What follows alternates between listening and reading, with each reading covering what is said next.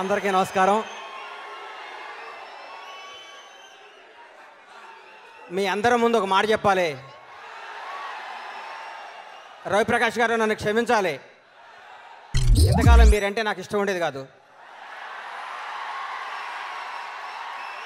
నాకే అవసరం వచ్చినా నేను మా చౌదరి గారి దగ్గరికి వెళ్ళేవాడిని. నా లైఫ్లో మిమ్మల్ని ఎప్పుడూ కలవాలా, ఎందుకంటే మీరంటే నాకు ఎందుకో నచ్చలా. ఇవాళ చెప్తున్నాను, జీవితాంతం మిమ్మల్ని ఇష్టపడతా.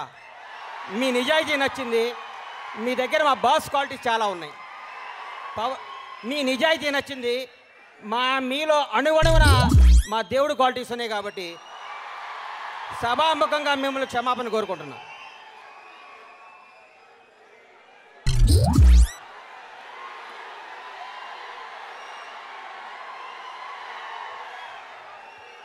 ఏం మాట్లాడమంటారు బాస్ గురించి?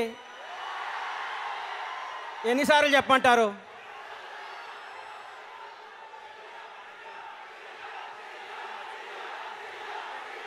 ఒక 5 నిమిషాలు మీరు ఆగాలి, నా మాట వినాలి. దయచేసి నా మాట వినాలి ప్లీజ్ ప్లీజ్.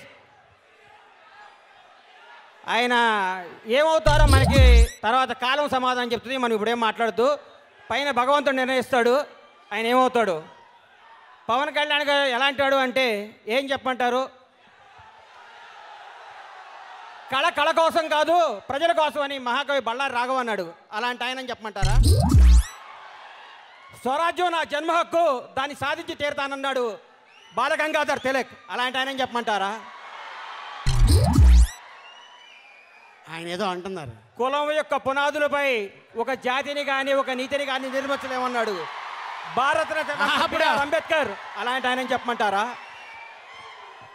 భారతదేశానికి హిందూ ముస్లిం 2 కళ్ళు అన్నాడు సర్ సయ్యద్ అహ్మద్ ఖాన్. అలాంటి ఆయన చెప్పమంటారా? అవసరమైతే చిరిగిన చొక్కా తొడుక్కోండి, కానీ మంచి పుస్తకం కొనుక్కొని చదువుకోండి అన్నారు కందుకూరి వీరేశలింగం పంతులు. అలాంటి ఆయన చెప్పమంటారా?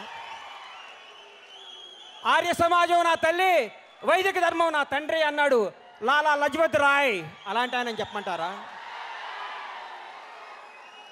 బ్రిటిషర్ల పింఛను పొందుతున్న రాజులు నవాబులు జాబితాలో బతకడం కంటే ఒక వీర సైనికుడిగా మరణించడం మేలు అన్నాడు టిప్పు సుల్తాన్. అలాంటి ఆయన చెప్పమంటారా? బెంగాల్ విభజన దినం, బ్రిటిష్ సామ్రాజ్యాన్ని పతన దినం అన్నాడు మహాత్మా గాంధీ. అలాంటి ఆయన చెప్పమంటారా? నాకు రక్తాన్ని ఇవ్వండి, మీకు స్వాతంత్రం తెచ్చిస్తానన్నాడు సుభాష్ చంద్రబోస్. అలాంటి ఆయన చెప్పమంటారా? ఇంక్విలాబ్ జిందాబాద్ అన్న భగత్ సింగ్ మళ్ళీ పుట్టాడని చెప్పమంటారా? ఏమని చెప్పమంటారు సార్? మనకి చెప్పటాలు లేవు, ఆయన చెప్పింది చేయటమే. నాకు ఈరోజు ఎంత ఆనందంగా ఉందంటే, రవిప్రకాష్ గారు కళ్ళుల్లో కళ్ళు పెట్టి మాట్లాడుతుంటే ఈయనేంట్రా జనాన్ని టార్చర్ పెడతాడు అనుకునేవాడు, ఈయనేంట్రా అనుకునేవాడిని. ఆయన హీరో గారి గురించి మాట్లాడుతుంటే నా బెడ్ బాయిల్ అయిపోయింది, రక్తం తన్నుకొచ్చింది. నా బీపీ చెక్ చేస్తే 160 180 ఉంటుంది ఇప్పుడు. ఐ లవ్ యూ రవిప్రకాష్ గారు. మీలాంటి నిజాయితీ పనులు ఆయన వెనకాల ఉండాలి.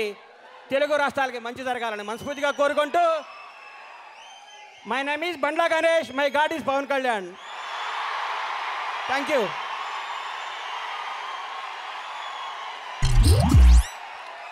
Very good. ఇండస్ట్రీలో అందరూ ఆయన్ని వెరీ గుడ్ ప్రొడ్యూసర్ అంటుంటారు. వేస్తారు ఆమ్లెట్లు.